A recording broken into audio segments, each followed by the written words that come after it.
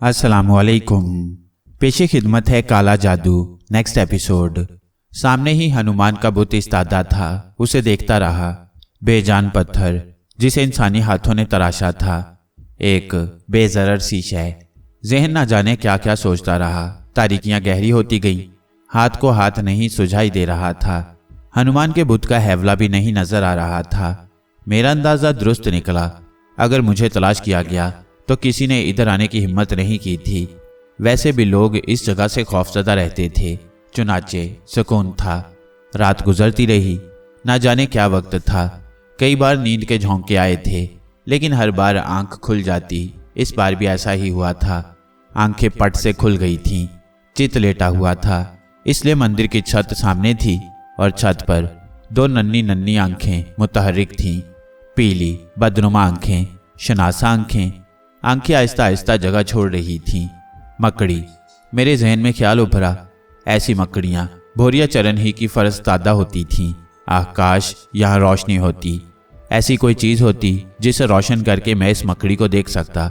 यह ख्याल दिल में गुजरा था कि अचानक ही माहौल रोशन होने लगा। दीवारें नजर आने लगीं।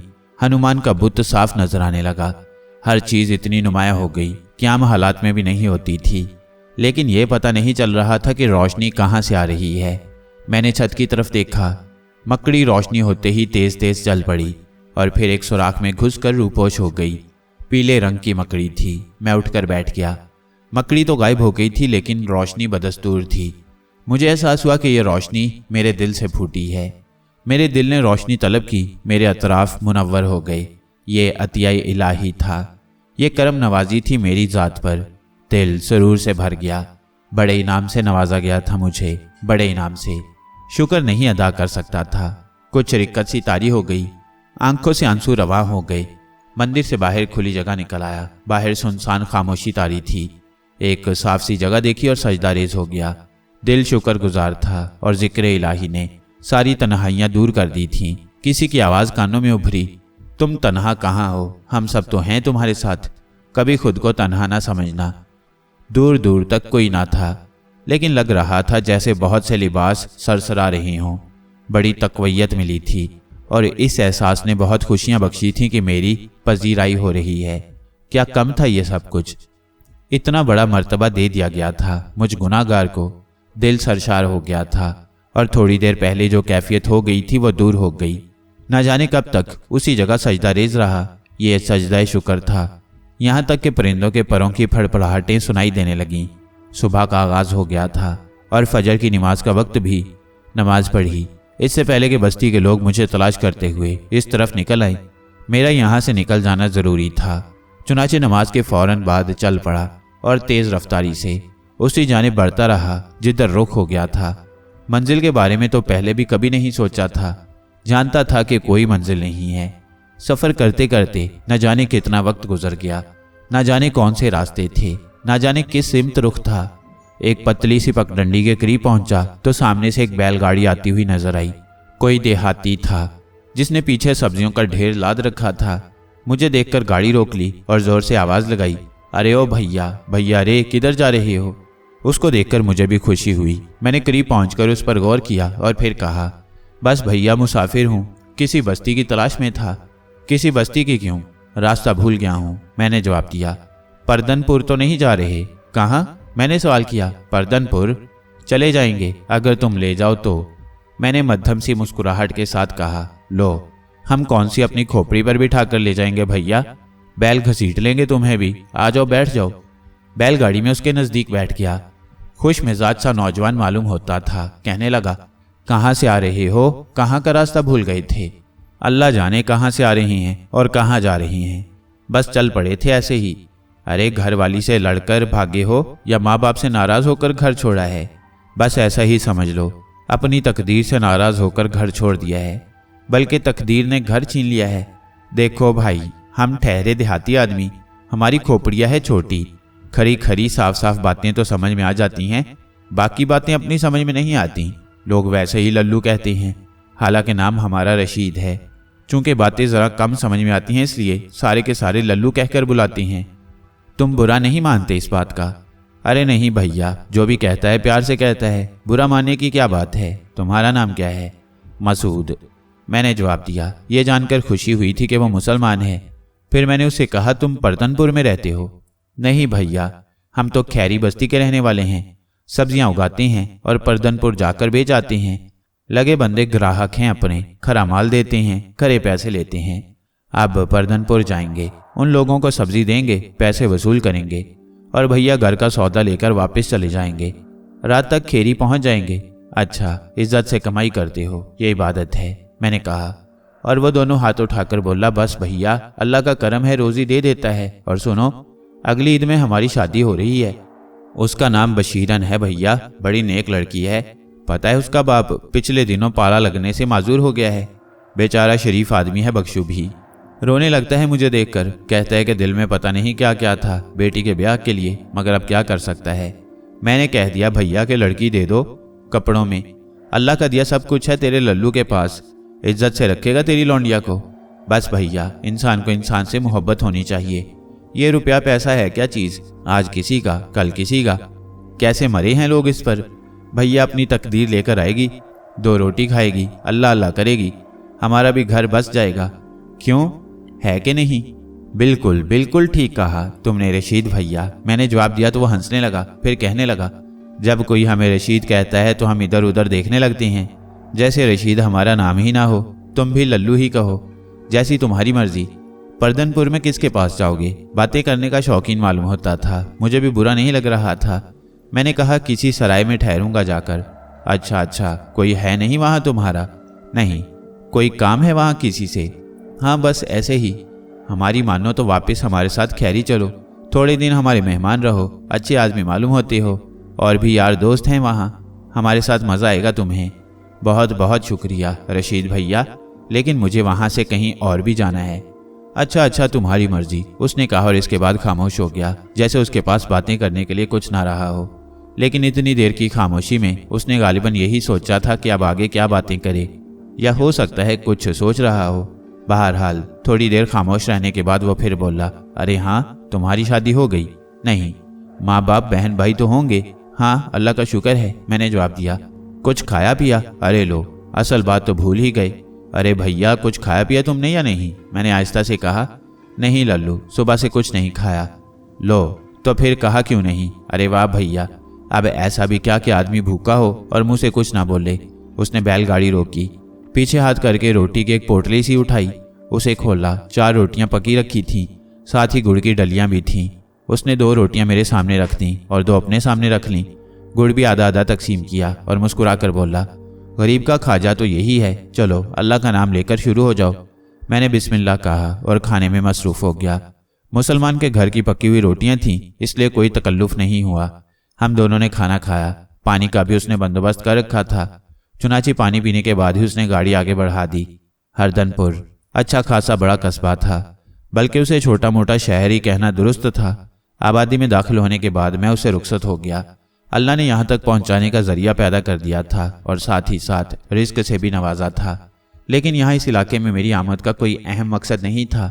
जमालगढ़ी के बारे में तो हुक्म हुआ था और मुझे ये अंदाज़ा हो गया था कि वहाँ मुझे किस लिए भेजा गया था। एक मासूम औरत मुसीबत से बच गई थी और दूसरी शैतान सिफ्त औरत जो 6 इंसानों का खून करके 7वीं की जिंदगी की गाहक बनी हुई थी, एक शैतान के साथ फना हो गई थी। लिहाजा गेहूं के साथ घुन की हैसियत से पिस गया था। जाहिर है शरीक के जुर्म भी उतना ही मुजरिम होता है जितना कि असल मुजरिम। नंदा ने सिर्फ मालकन की खुशनुदी के लिए उन 6 बच्चों को अगवा किया था और बराबर का उसके जुर्म में शरीक रहा था। इस तरह 3 शैतान कैफरे किरदार को पहुंच गए थे। अधीरना चंदू भी अपने सिफली इलम के जरिए ना जाने किसे किसे नुकसान पहुंचाता।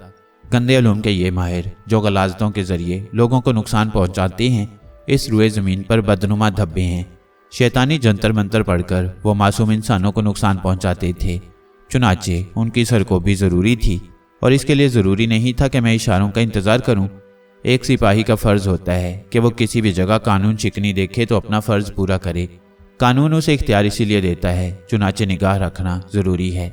आबादी वसी थी, कोई जगह ठिकाना बन सकती थी। शहर गर्दी करने लगा। रेलवे स्टेशन के करीब मस्जिद नजर आई। ज़ोहर की नमाज वहाँ पढ़ी। मस्जिद के सामने वसी मैदान था, वहाँ घने दरख्त बिखरे हुए थे। ठिकाना कोई मुश्किल ही नहीं था। अल्लाह ताला ने 2 रोटियां अता कर दी थीं, काम चल गया था।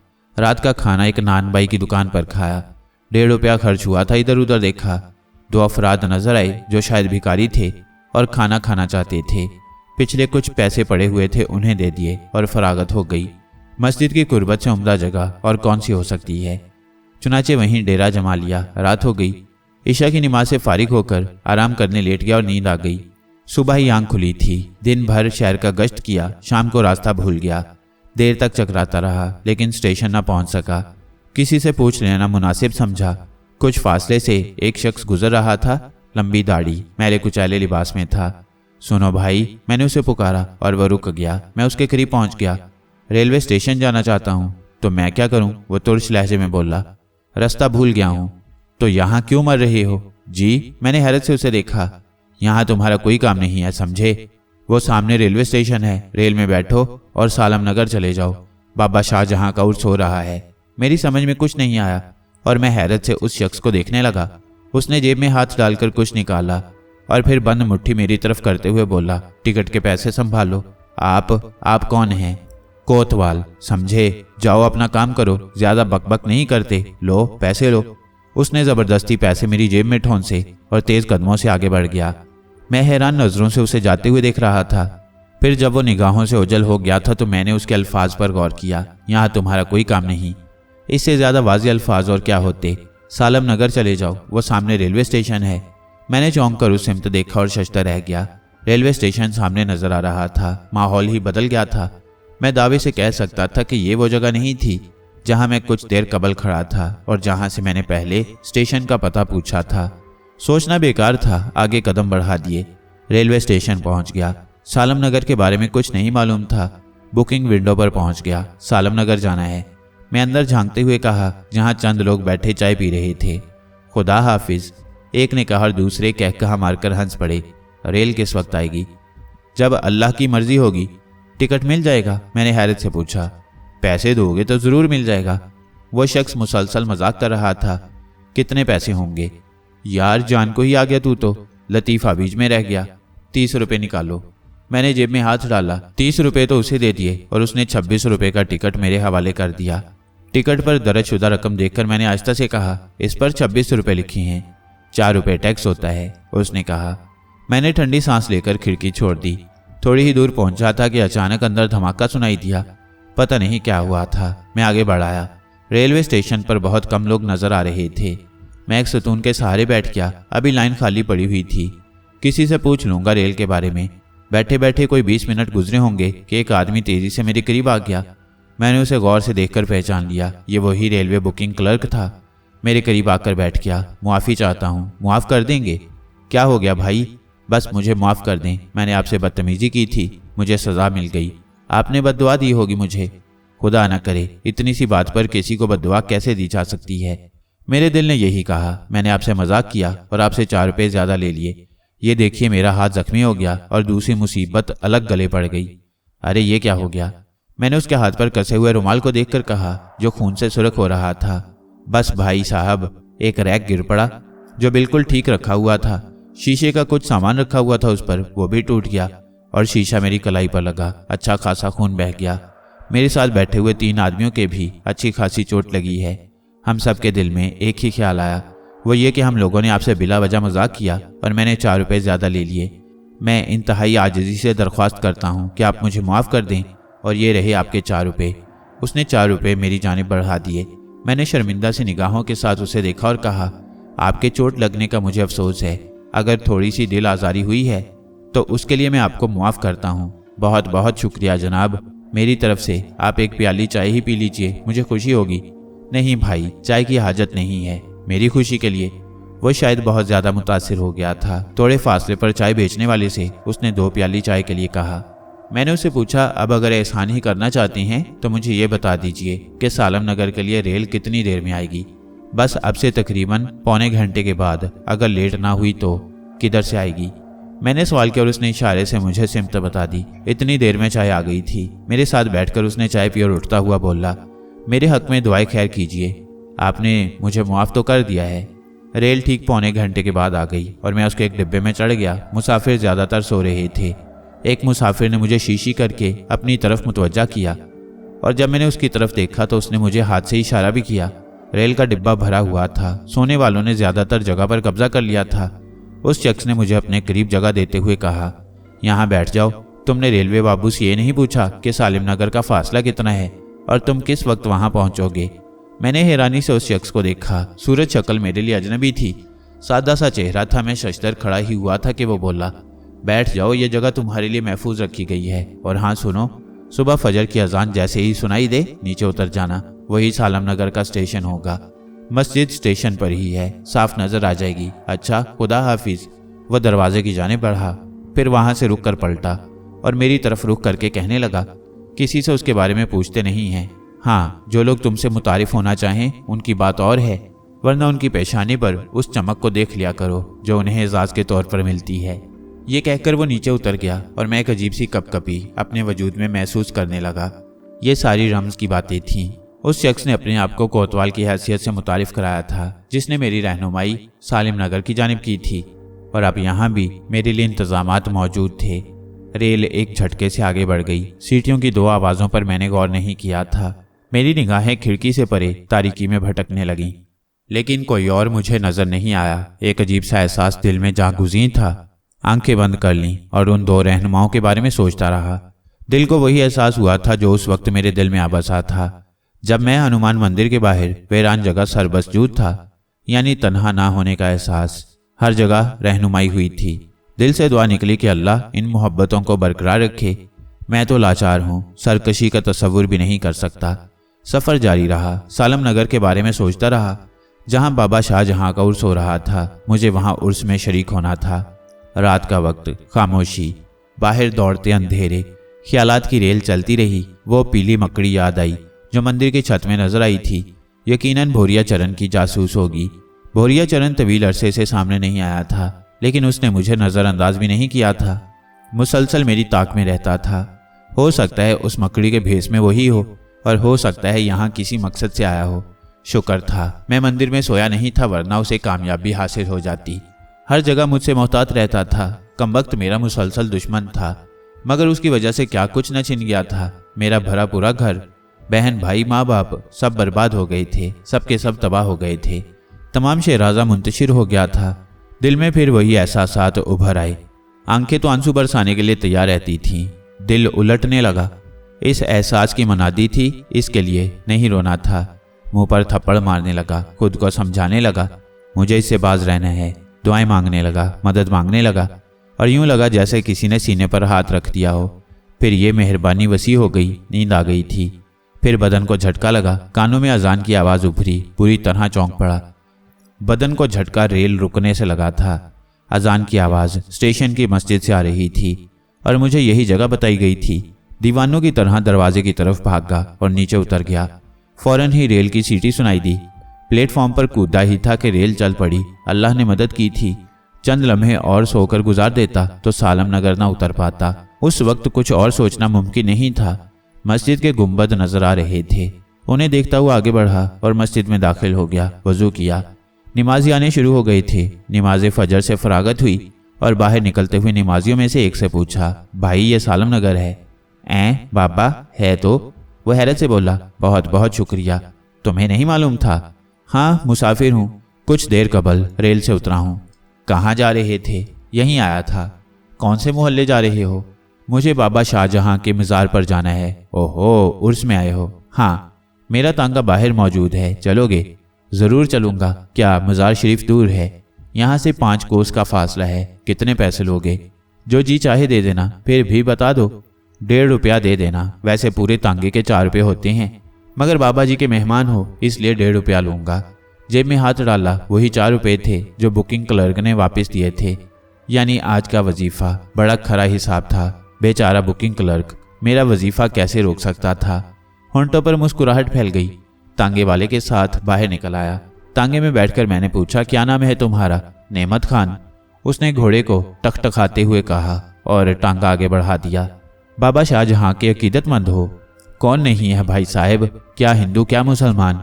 उनके अकीदतमंद तो सब हैं। हिंदू भी मुसलमानों से ज़्यादा।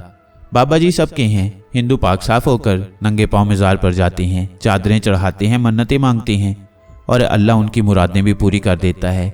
बड़ा फैज़ है बाबा शाहजहां का सालम नगर पर। ठीक, मैंने बात ख़त्म करते हुए कहा, लेकिन तांगे वाला शुरू हो गया था। रास्ते भर वो मुझे बाबा शाहजहां की करामतें सुनाता रहा और बताता रहा कि सालम नगर पर ही नहीं बल्कि यहाँ आने वालों को बाबा साहिब के मज़ार से क्या क्या फैज़ हासिल होते हैं। 5 कोस का फासला मामूली नहीं था। खूब सूरज चढ़ गया तब हम बाबा शाहजहां के मज़ार पर पहुंचे। दर हकीकत पुरनूर मज़ार था। किस कदर बुलंदी पर बना हुआ था। अतराफ में घना जंगल फैला हुआ था, लेकिन जंगल में मंगल हो रहा था। दुकानदारों ने अपनी थड़ें अलग जमा रखी थीं। जगह जगह खेमे नजर आ रहे थे। साहिब हैसियत लोग अपनी अपनी गाड़ियों में आए थे और अपने साथ छोलदारियां लाए थे। हर जगह ये छोलदारियां नसब थीं। जो अपने खेमे और छोलदारियां नहीं ला सके थे, उन्होंने घने दरख्तों की छांव में पनाह ली हुई थी। चूल्हे गर्म हो रहे थे। जगह जगह धुआं उठ रहा था। लोग चहलकदमी में मसरूफ थे। ज़ियारत करने वाले मज़ार पर आ जा रहे थे और उनके चेहरों से अकीदत का इजहार होता था। बहुत से धोती बरदारों को भी देखा। नंगे पांव मज़ार से निकल रहे थे। चेहरों पर अकीदत थी। जाहिर होता था कि कोई साहिब करामात शख्सियत हैं। मुझे भला किसी पनाहगाह की क्या ज़रूरत थी। जहाँ शब होती वहीं शब बसरी की जा सकती थी। फ़ौरन ही मज़ार अक़दस की जानिब बढ़ गया और सबसे पहले मज़ार पाक पर फातिहा ख्वानी की। बहुत देर तक दोजानू बैठा रहा और साहिब मज़ार से रहनुमाई तलब करता रहा, अपनी आखिरत की बेहतरी के लिए, अपनी आकबत के लिए। फिर वहाँ से वापस पलटा। बस वही खाया हुआ था जो पिछली रात को खाया था। चुनाचे शदीद भूख लग रही थी। पानी तक नहीं पिया था। जेब में 2.5 रुपये थे जो हल्की फुल्की चीज़ों से गुजारा कर सकते थे। चुनाचे दोपहर का खाना एक जगह से 2 रोटी और तली हुई मछली लेकर खाई। फिर भी जेब में 1 रुपया बाकी बच गया था। इसी में मुझे शब की खुराक हासिल करनी थी। आराम के लिए एक जगह मुंतखब की और घने दरख्त के साए में जा बैठा। ये सोचने लगा कि यहाँ मुझे क्यों भेजा गया है। आंखें बंद करके रहनुमाई का तलबगार हुआ, लेकिन कोई बात न बताई गई। चुनाचे खामोशी इख्तियार कर ली। वक्त खुद फैसले करेगा और वक्त पर ही रहनुमाई होगी। अभी कोई हुक्म नहीं दिया गया है तो जल्दबाजी भी नहीं करनी चाहिए। दोपहर सर पर से गुजर गई और शाम की चहलकदमी का आगाज हो गया। मज़ार शरीफ पर कवालों का कब्जा था। चुनाचे वसीओ अरीज सहन में कवालों की महफिल जम गई। हर एक अपनी अपनी अकीदत का इजहार करने आया था और उनकी हाजत भी पूरी हो रही थी। मैं खुद भी अंदर दाखिल हो गया और एक सिमत जा बैठा। कवालों को लोग हस्बे तौफीक कुछ न कुछ दे रहे थे और कवाल बड़े जोशो खरोश से गा रहे थे, लेकिन बदकिस्मती से मेरे पास सिर्फ 1 रुपया मौजूद था, जिसके बारे में मैं देर तक सोचता रहा था। फिर ना जाने क्यों जी चाहा और मैंने वो रुपया निकाल कर एक कवाल को पेश कर दिया। ज़्यादा से ज़्यादा रात का फाका ही हो जाएगा, क्या फ़र्क पड़ता है। कल सुबह वजीफ़ा मिलेगा तो पेट भर लूँगा, बासानी गुजारा हो सकता है। और फिर बहुत ज़्यादा खाना पीना भी इंसान के जहन को इबादत से गाफिल कर देता है। इस एहसास से मुतमईन हो गया। रात हो गई। तकरीबन दिन भर ही यहाँ लोगों के दरमियान रहा था और अब 10:30 बज रहे थे कि मैंने मज़ार शरीफ पर लगी हुई घड़ी में देखकर अंदाज़ा लगाया था।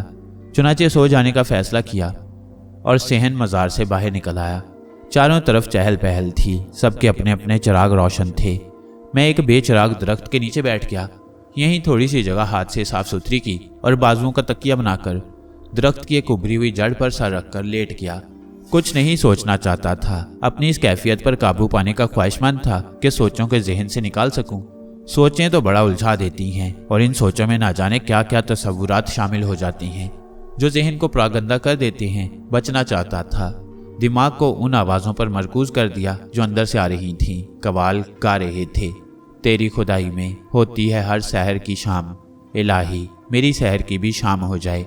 दिल रो पड़ा, इलाही मेरी सहर की भी शाम हो जाए। झुलस गया हूँ इस धूप में, सारा वजूद जलकर राख हो चुका है। और कितना जलता रहूँगा और कितना। होंठ दांतों में दबाकर जख्मी कर लिए। खून का नमक जुबान पर फैल गया। तौबा कर रहा था। इस एहसास से पनाह मांग रहा था। बेचैनी से उठकर बैठ गया। कान बंद कर लिए। कैसा शेर था। दिल पर ऐसी ज़रब पड़ी थी कि कमबख्त बेकाबू हो गया था। इलाही मेरी सैर की भी शाम हो जाए। कुछ लोगों की आमद ने सुकून बख्शा। मुझे बैठे देखकर आ गए थे। 2 आदमी एक बोरी पकड़े हुए थे। बोरी पर देग रखी हुई थी।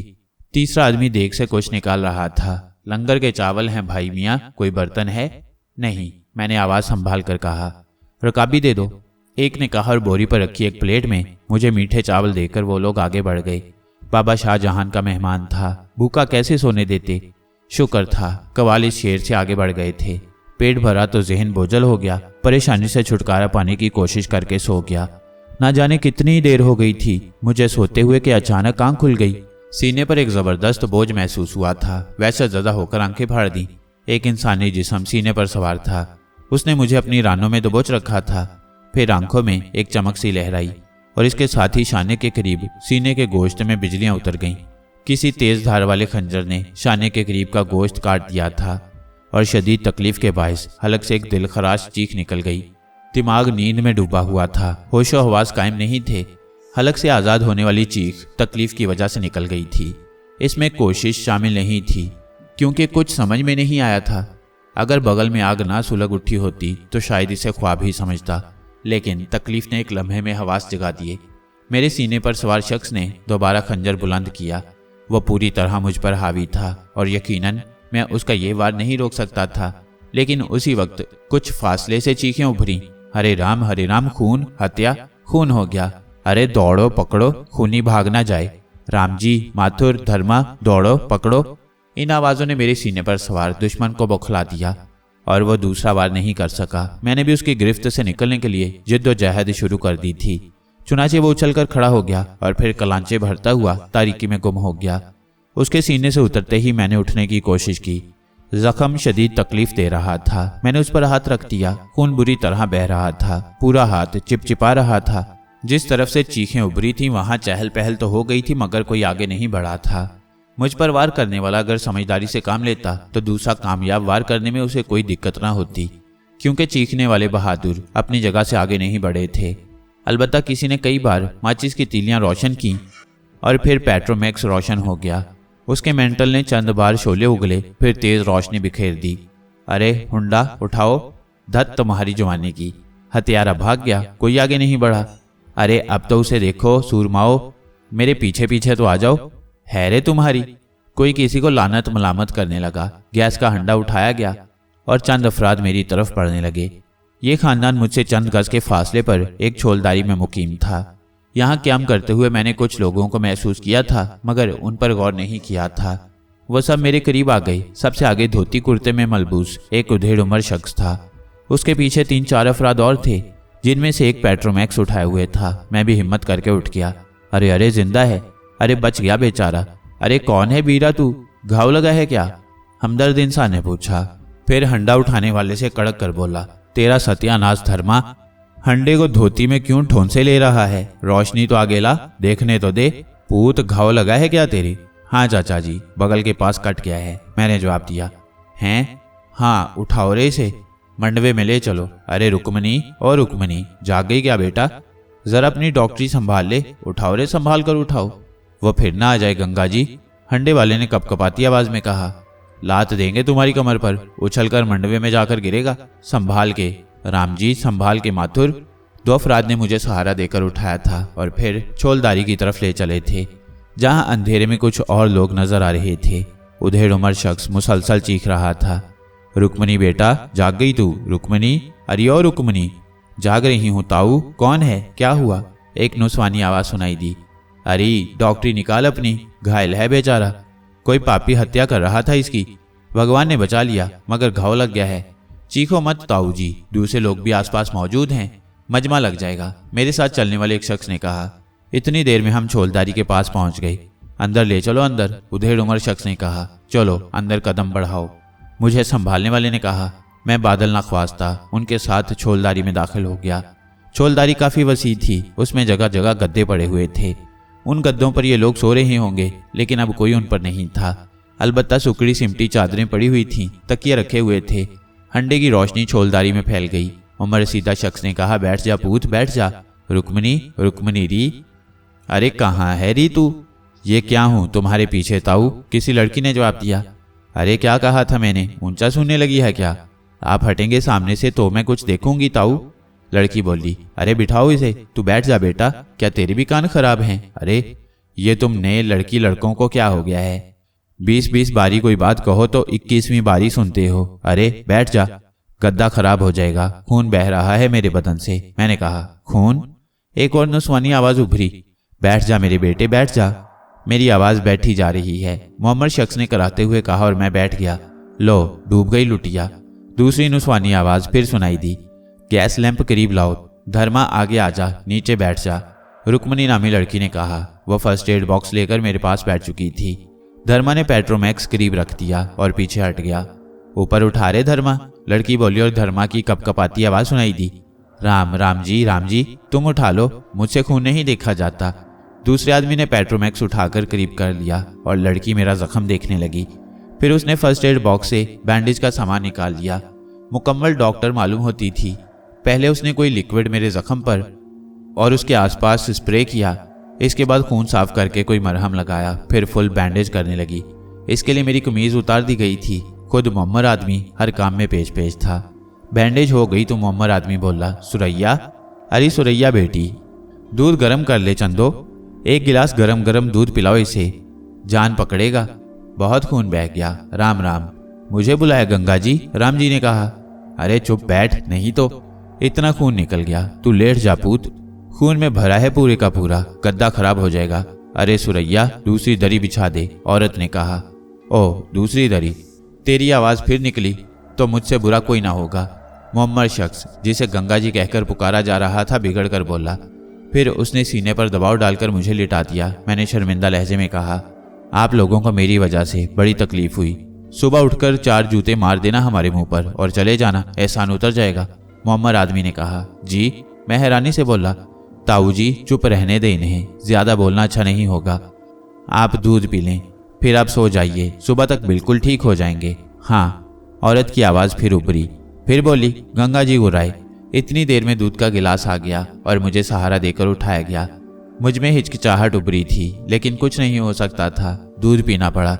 रुक्मिणी इंजेक्शन तैयार कर चुकी थी। उसने मुझे इंजेक्शन लगाया और फिर मुझे दोबारा लिटा दिया गया। बस आंखें बंद कर दो, अभी नींद आ जाएगी। नींद का इंजेक्शन है? गंगा जी ने पूछा। हाँ, ख्वाब आवर है, रुक्मिणी बोली। मैंने उसकी हिदायत पर आंखें बंद कर लीं। दिमाग में हल्की सी नकाहत जरूर उभरी थी, लेकिन नींद या बेहोशी का शायबा भी नहीं था। सब लोग छोलदारी ही में थे, लेकिन रुक्मिणी ने उन्हें खामोश रहने की हिदायत की थी, इसलिए एकदम खामोशी तारी हो गई। कोई 20 मिनट गुजर गए, लेकिन मुझे नींद नहीं आई। जाग रहा था, पूरी तरह होशो हवास में था। फिर रुक्मिणी ने कहा, बस ठीक है, काम हो गया। क्या काम हो गया? मोहम्मद शख्स की चौंकी हुई आवाज़ सुनाई दी। ओह ताऊ जी, मेरा मतलब है ये गहरी नींद सो गया, बल्कि बेहोश हो गया। अरे भैया, तो बेहोश हो गया क्या? बता रे भाई। अरे बोलेगा ना क्या? ताऊ जी, वो बेहोशी में बोलेगा क्या? इस बार नौजवान ने कहा। हाँ, सो तो है, ताऊ जी ने कहा। भगवान ने इतनी अकल दी होती तो वारे न्यारे ना हो गए होते, कुछ कमाना खाते, नुस्वानी आवाज ने कहा। हाँ, तू तो जैसे कमंडल हाथ में लेकर भीख मांगती है सड़कों पर, इसी तरह सबका पेट भरता है, मोहम्मद शख्स ने कहा। अरे, आप लोग फिर लड़ने लगे। ये आवाज रुक्मिणी की थी। तो खुद देख रुक्मिणी, अनाथ आश्रम बना रखा है इन्होंने, एक के बाद एक को भरे ले रही हैं। गद्दा खून से खराब कर दिया, चादर भिगो दी खून में, नुकसान पे नुकसान। इसके सिवा और क्या करते हैं ये? अरे मैं पूछती हूँ, ये है कौन? देखती नहीं है, इंसान है। ये तो आप हमें भी पता है ताऊ जी, नौजवान ने कहा। अरे हमें क्या मालूम भैया, तुम सब लोग लंबे पड़े थे मंडवे में, और ये गैया भैं भैं कर रही थी सोते में, इतनी जोर से खराटे ले रही थी जैसे कोई नाड़ पर गंडासा मार गया हो।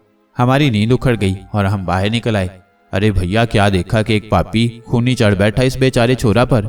खंजर भी देख लिया हमने, बस चल पड़े हम, और भगवान ने दया की कि वो इसे छोड़ भागा, नहीं तो मारा गया था बेचारा।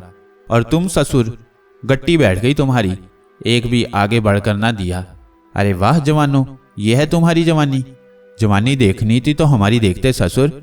20 डकैत पकड़ पुलिस के हवाले कर दिए, 85 खूनी पुलिस को दे दिए। ए लाला जी, जरा मेरी तरफ देखो। उस औरत की तंजी आवाज उभरी, जिससे गंगा जी की मुसलसल चल रही थी। गालिबन वो उसकी धर्मपत्नी थी। मरकर भी ना देखूं तेरी सूरत तो। सुबह देख लो तो दिन भर मुसीबत उठाओ, रात का देखो भगरे ही उठा ले जाएं। हैं, मेरी तरफ देखोगे तो शर्म जो आएगी। कौन से डकैत पकड़े तुमने, जरा बताइयो, जरा बताओ इन बच्चों को।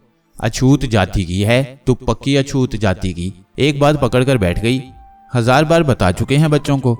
जंगल पानी को गए थे, हो गया हिंदू मुसलमानों का झगड़ा, लठियां चल रही थी, भागते नहीं तो क्या करते? काली कबूतरी, भगवान ने जैसी शक्ल दी वैसी ही जुबान भी, लाला जी बिगड़ कर बोले। जलती पर कैसा तेल पड़ा अब हैं? बात पूरी होने दें ताई जी, नौजवान बोला। फिर क्या हुआ ताऊ जी? ले, फिर जो हुआ तुम्हारे सामने नहीं है क्या? ओ, अब क्या करेंगे? रुक्मणी बोली। करेंगे क्या? सोने दे बेचारे को, सुबह को देखेंगे। ओ, और छोरे छोरियां कहाँ सोएंगे? देवी जी बोली। तेरे सर पर। अरे एक ही गद्दा तो मिला है बेचारे को, मेरे लिए दरी बिछा दे। सुबह को भगा देना इसे, कहे दे रही हूं अच्छा ना होगा। जा तू जा, पड़ कोने में, सुबह की सुबह देखी जाएगी। हंडा बुझा दूं गंगा जी? ना, मेरे सर पर फोड़ दे। ले, खोपड़ी झुका रहा हूं, लाला जी बोले। धर्मा ने हंडा नीचे रख दिया। फिर शायद एक एक करके सब लेट गई। मैं दम सादे खामोश लेटा हुआ था। रुक्मणी ने जख्म पर बैंडेज की थी, गालिबन उसे सुन भी कर दिया था, क्योंकि कोई तकलीफ महसूस नहीं हो रही थी। लेकिन उसका लगाया हुआ इंजेक्शन मुझ पर बेअसर था। ना नींद आई थी, ना बेहोशी तारी हुई थी। मुकम्मल सन्नाटा छा गया और मैं उस शख्स के बारे में सोचने लगा जो खंजर से मुझ पर हमलावर हुआ था। कौन था वो? क्या चाहता था? कोई चोर, लुटेरा? लेकिन ये बात दिल को नहीं जमी। मैं तो गहरी नींद सो रहा था, मेरी जेबें टटोल कर भाग जाता। ये जानलेवा हमला क्यों किया उसने? ना जाने कौन था, क्या चाहता था? मैं तो सूरत भी नहीं देख सका था। फिर जहन इन लोगों पर चला गया। होंठों पर बेख्तियार मुस्कुराहट फैल गई। मुअम्मर शख्स, दिलचस्प इंसान है, तल्ख मिजाज, तल्ख जुबान, लेकिन बीवी से खूब चलती है। नाम शायद गंगा है, आगे पीछे भी कुछ होगा। खूब आदमी है। मगर एक बात दिमाग में चुभने लगी। उसने जिस लड़की से दूध लाने के लिए कहा था उसका नाम सुरैया था। ये तो मुसलमान नाम है। ऐसा है तो एक मुसलमान लड़की इनके साथ क्यों है? दूसरी बात यह थी कि वो हिंदू होने के बावजूद बाबा शाहजहां के मज़ार पर फरोकश थे। तांगे वाले ने मुझे बताया था कि बाबा साहब के अकीदतमंद में हिंदू भी होते हैं। हो सकता है ऐसा हो, मगर वह मुसलमान लड़की ना जाने कौन है। दिमाग की थकन से ही नींद आई थी और ना जाने कब तक सोता रहा था। जागा तो बदन पर कंबल ढका हुआ था। मुअम्मर शख्स की आवाज़ सुनाई दी। जाग गया रुक्मणी? आई ताऊ। चौलदारी के बाहर से आवाज़ सुनाई दी। मैंने कंबल समेटकर उठाना चाहा। मुअम्मर शख्स ने जल्दी से कहा, अरे ओ सूरमा, अरे लेटा रहे भाई, बड़ा सूरमा है तू, मान लिया हमने। लेटा रहे, कंबल ना उतार, हवा लग गई तो लेने के देने पड़ जाएंगे। मैं ठीक हूँ गंगा जी, मैंने कहा। हाँ हाँ बिल्कुल ठीक है तुम। अरे तुझे हमारा नाम कैसे मालूम हो गया? अरे भैया तू हमें कैसे जानता है? मुअम्मर शख्स ने हैरत से आंखें फाड़ कर कहा। मेरे होंठों पर मुस्कुराहट फैल गई। राम जी ने आपको गंगा जी कहकर पुकारा था। ले और ले, राम जी का नाम भी मालूम है। चल चल, उसने हमें गंगा कहकर पुकारा था। मगर राम जी को तू कैसे जाने है? आपने उसे राम जी कहकर पुकारा था, मैंने हंसकर कहा। उस वक्त एक खूबसूरत लड़की जिसने सफ़ेद साड़ी बांधी हुई थी, दराज कामत और शौक मुस्कुराता हुआ चेहरा, हाथ में दूध का गिलास और बिस्किटों का पैकेट लिए अंदर आ गई। गंगा जी ने आस्था से कहा, अरे रुक्मणी बेटा, ये तो तुम्हारे पूरे कटम को जाने है। कैसे? रुक्मणी मेरे पास बैठकर बोली। सबका नाम लेकर बता रहा है। अच्छा, इस बिटिया का नाम बता। गंगा जी ने मासूमियत से रुक्मणी की तरफ इशारा करके कहा और फिर मुझे हंसी आ गई। रुक्मणी ने गौर से मुझे देखा, देखती रही, फिर खुद भी हंस दी और बोली, क्या किस्सा है? कुछ नहीं रुक्मणी जी। गंगा जी इस बात पर हैरान है कि मैं सबके नाम कैसे जानता हूँ, हालांकि वो 2 बार आपको रुक्मणी कहकर पुकार रही हैं और अब मुझसे आपका नाम पूछ रही हैं। ताऊ जी बहुत सादा हैं, बहुत मासूम। चलो थोड़े से उठो, ये चाय और दूध मिला हुआ है। ना खालिस दूध है ना चाय। कुछ बिस्कुट खा लो, उसके साथ फिर तुम्हें दवा दूंगी। खाली पेट दवा नहीं दी जा सकती। आपको बहुत तकलीफ हो रही है मेरी वजह से। वैसे मैं अब बिल्कुल ठीक हूँ। मुझे पता है सिर्फ 104 बुखार है आपको। चलिए उठिए, भूख नहीं लगी क्या? ओहो, बुखार आ गया मुझे, ताज्जुब है। मैंने उठकर दूध और बिस्किट ले लिए। बाकी लोग छोलदारी में नजर नहीं आ रहे थे। कई बिस्कुट खाने के बाद मैंने दूध नुमा चाय पी ली। एक बार फिर उन लोगों का शुक्रिया अदा किया और फिर रुक्मणी से पूछा, क्या वक्त हो गया रुक्मणी देवी? 4:20 हुए हैं। रुक्मणी ने अपनी कलाई पर बंदी छोटी सी घड़ी में वक्त देखकर कहा, जी? मैंने हैरानी से कहा, हाँ, आप पूरे 16 घंटे सोते रहे हैं। इंजेक्शन के असर से नहीं, बुखार की गफलत से। ओह, मैंने आहिस्ता से कहा। ओके, दवाएं ले आऊँ आपके लिए। रुक्मणी गिलास और बिस्किट संभाल कर उठ गई। गंगा जी ने कहा, मैं बात कर लूँ इससे डॉक्टरनी साहिबा? ज़रूर ताऊ जी, वो बाहर निकलते हुए बोली और गंगा जी मेरी तरफ मुतवज्जा हो गई। तू बड़ा ज्ञानी है बेटा, तुझे सबके नाम मालूम हो गए। हम ठहरे बुद्धू के बुद्धू। तूने सुन ही लिया बिटिया के मुंह से। हमें तेरा नाम नहीं मालूम। मेरा नाम मसूद है गंगा जी, मुसलमान है अल्हम्दुलिल्लाह। तेरा दुश्मन कौन था? मैं बिल्कुल नहीं जानता। दुश्मनी चल रही है किसी से? नहीं, मैंने आहिस्ता से कहा। कोई उचक्का होगा, ससुरा जान लेने पर तुल गया था। वो तो हमने देखकर शोर मचा दिया, नहीं तो पापी दूसरा वार कर देता। मैं खलूस से दिल से आपका शुक्रिया अदा करता हूँ गंगा जी। अरे ना बीरा, भगवान को तेरी जान बचानी थी, हमें कारण बना दिया। और फिर बहुत बड़ी सरकार द्वारे आया है, घाव जरूर लग गया, मगर बाबा जी किसी को ऐसे मरने देते? उस पापी को जरूर सजा मिलेगी जिसने तुझे बाबा के दरवाजे पर घायल किया। जियारत को आया है? हाँ। कहाँ रहता है? मैंने जवाब में अपने शहर का नाम बताया। बड़ी दूर से आया है, मगर बाबा शाहजहां के दरबारे ना जाने कहाँ कहाँ से लोग आते हैं, और हम तो पुरखों से बाबा जी के दास हैं। साल के साल आते हैं उर्स में और साल भर के लिए शांति ले जाते हैं। आप हिंदू होकर इतनी अकीदत रखते हैं बाबा जी से? अरे बेटा, सारे खेल संसार के हैं, कौन कहाँ से आता है कहाँ चला जाता है ये कोई और ही जानता है। रोते हुए चले जाते हैं, हिंदू कह लो, सिख कह लो, ईसाई कह लो, मुसलमान कह लो, ये सारी बातें बस कहने के लिए ही होती हैं। बहुत बड़े हैं आप गंगा जी, सिर्फ इंसान हैं आप। आपका पूरा नाम क्या है? तू बता, ज्ञानी तो जाने। गंगा जी ने मुस्कुरा कर कहा। मैंने जितना सुना है उतना ही जानता हूँ। हैं, आ गया ना कनेडे पर। हमारा नाम गंगाधर है, पिता का नाम मुरलीधर था, हमारी धर्म पत्नी का नाम प्रेमवती है। प्रेमा देवी कहते हैं सब उसे। हरी मिर्च के खेत में उगी हुई थी। क्या हुई? हरी मिर्च हमें परले सिरे का गधा समझती है, महाकंजूस है, दाने दाने पर जान देती है। दोनों बच्चे माथुर और रुक्मणी हमारे स्वर्गवासी भाई के बच्चे हैं। पति पत्नी रेलगाड़ी के हादसे में मारे गए थे, तब से बच्चों को हमने पाला पोसा, पढ़ाया लिखाया। रुक्मणी डॉक्टर बन गई और अस्पताल में नौकर हो गई है। माथुर इंजीनियरिंग का इम्तिहान पास कर चुका है, नौकरी ढूंढ रहा है। मन्नत मांगने आया हुआ हूँ। राम जी पुराने नौकर हैं, हम सब इज्जत करते हैं उनकी। धर्म में भी कोई 6 साल से नौकरी करता है। सब समझ में आ गया या कुछ रह गया? कुछ रह गया गंगा जी? क्या?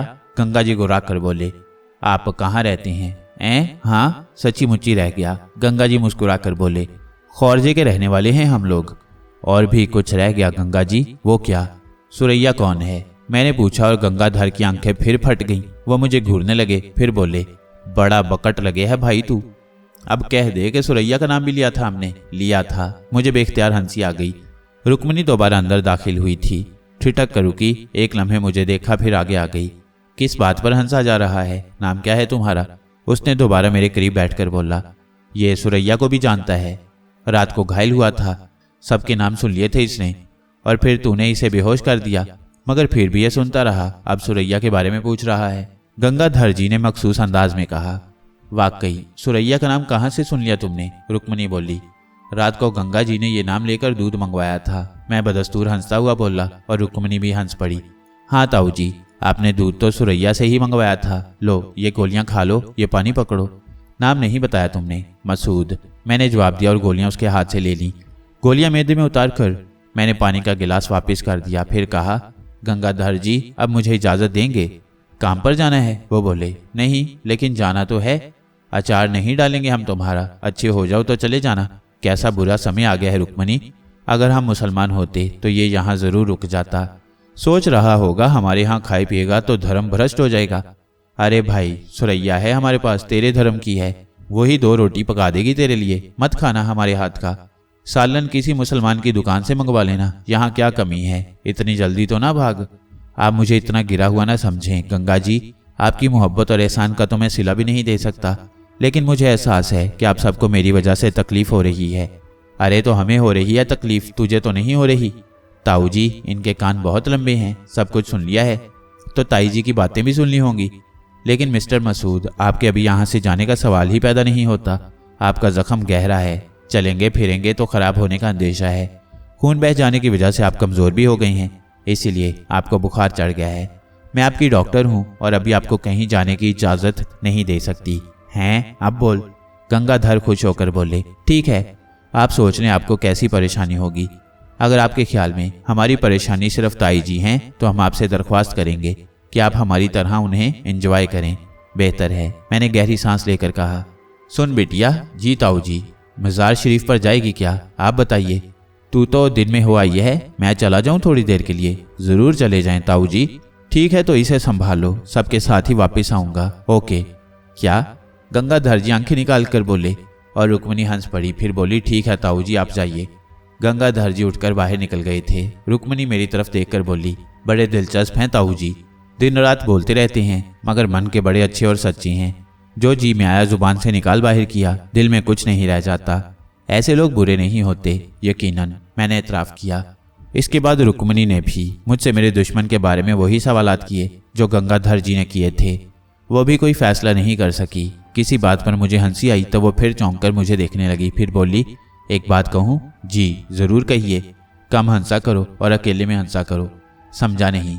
यूं तो आपने अपना हुलिया बिगाड़ रखा है, ना जाने क्या नाटक है आपका, मगर हंसते हैं तो बड़े प्यारे लगते हैं। ऐसे कि इंसान देखता रह जाए, नज़र लग जाएगी किसी की। एक बात और, इन अल्फाज को कुछ और ना समझना। बड़े मान से दीदी कह सकते हैं मुझे। माथुर से अलग नहीं है मेरी निगाह में, क्या समझे? जी, मैंने बादल नख्वास्ता कहा। रुक्मिणी की बात फिर अधूरी रह गई। छोलदारी के बाहर आवाज़ें उभरी। पहले दाखिल होने वाली प्रेमावती थी। मुझे देखा, रुक्मिणी को देखा, फिर बोली, कहाँ गए तुम्हारे ताऊ? आपको नहीं मिले ताई जी? चले गए क्या? हाँ। माथुर, रामजी और धर्मा आ गए।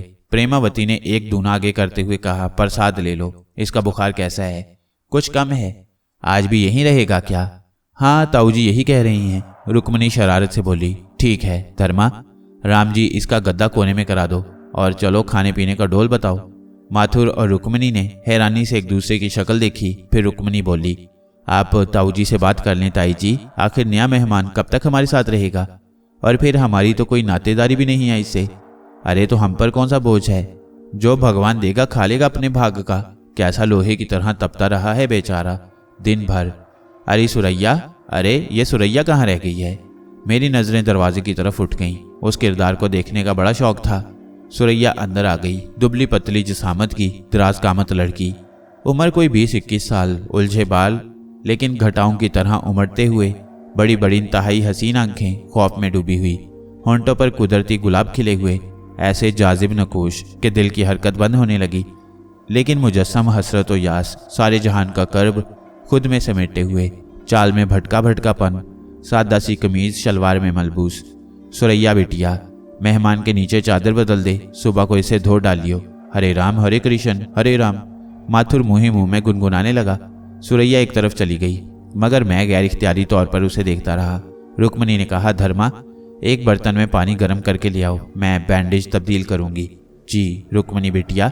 प्रेमा देवी छोलदारी से बाहर निकल गई तो माथुर आलती पालती मारकर मेरे सामने आ बैठा। उसने दोनों हाथ जोड़कर माथे से लगाए और आंखें बंद करके जय भगवती जय प्रभु की गर्दान करने लगा।